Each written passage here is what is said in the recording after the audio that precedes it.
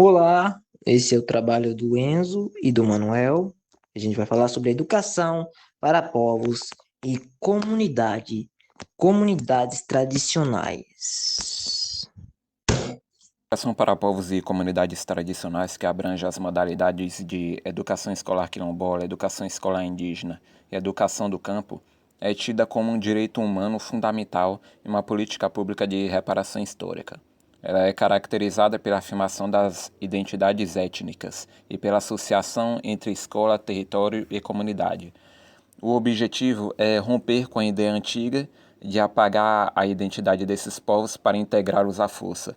O foco, na verdade, é valorizar a cultura e os conhecimentos ancestrais, ajudando a comunidade a ter mais autonomia e voz para construir seu próprio amanhã.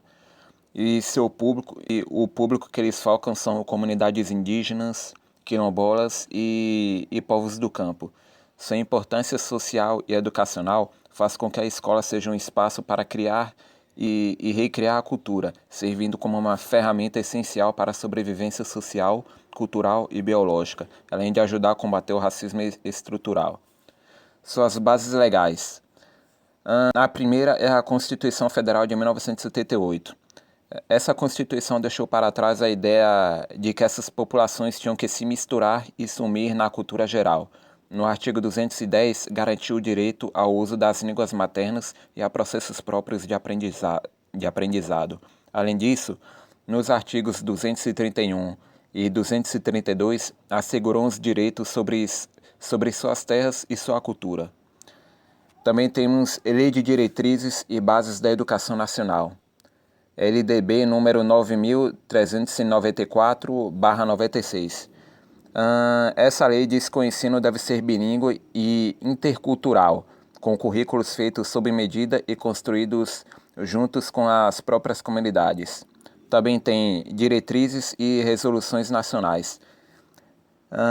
Dentre essas diretrizes e resoluções nacionais, destacam-se a Resolução CNE/SEB, número 8/2012, e o Parecer número 16/2012, que trazem as regras para a educação escolar quilombola, além das diretrizes de 2013 para o ensino médio indígena. Também tem o Decreto número 6040/2007, que criou a Política Nacional de Desenvolvimento Sustentável para esses povos.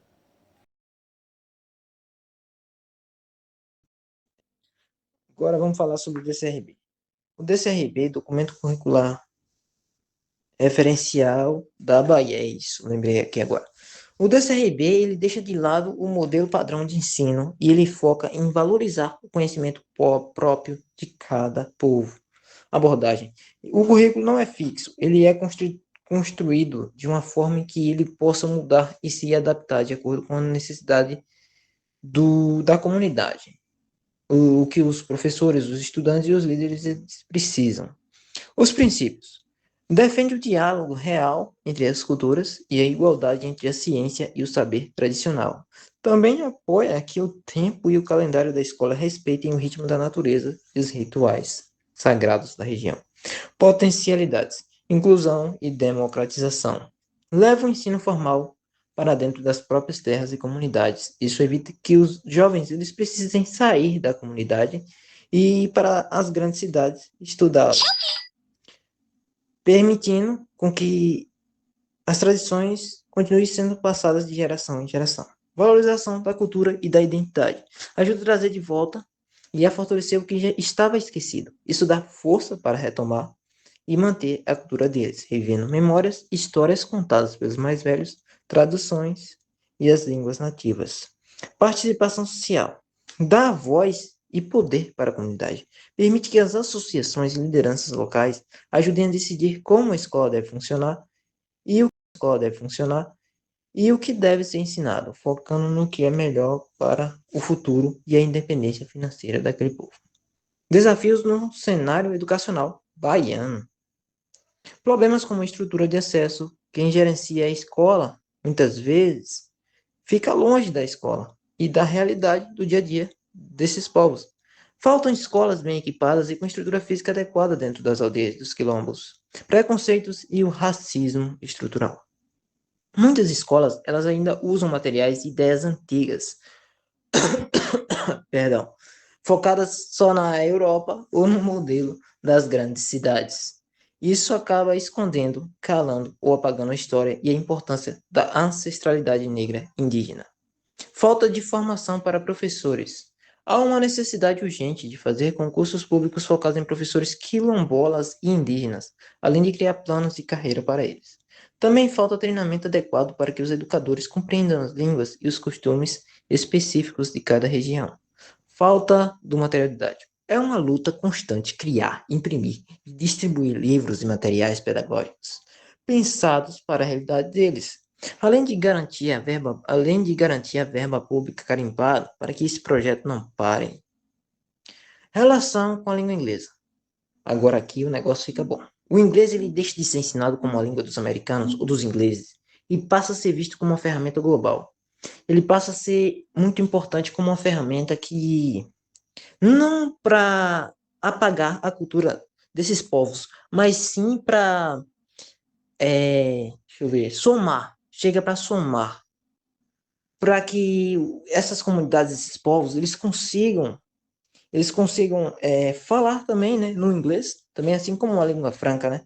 Eles consigam contar histórias. E também na hora de uma precisão, não seja necessário eles precisar de terceiros ali para uma tradução, uma coisa assim da língua inglesa. Ou seja, eles vão poder falar com as ONGs, com a ONU.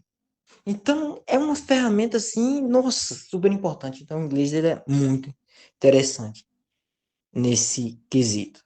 Respeito às tradições e adaptação. Em escola onde os alunos já falam sua língua inglesa e o português, o inglês ele entra para somar, como eu tinha falado, e não para atropelar. O aprendizado ele pode acontecer por meio da arte local, de jogos tradicionais e da contação de histórias. Isso coloca todas as línguas no mesmo nível de importância e respeita o conhecimento que a comunidade já tem. É uma ferramenta de defesa. O inglês não é visto como um símbolo de submissão cultural, mas como uma ferramenta pragmática de defesa de direitos, territórios e do meio ambiente.